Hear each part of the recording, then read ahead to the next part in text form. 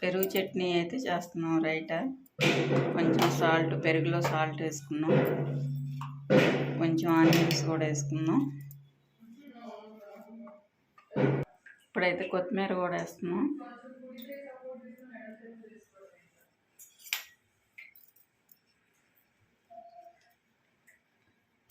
ఇప్పుడైతే దానిమ్మ గింజలు కూడా వేస్తున్నాం.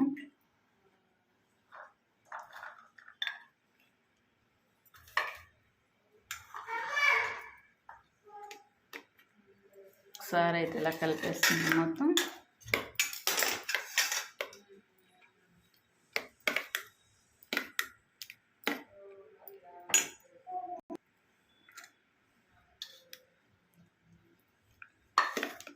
ఎమ్మి రైతా కూడా రెడీ అయిపోయింది ఫ్రెండ్స్.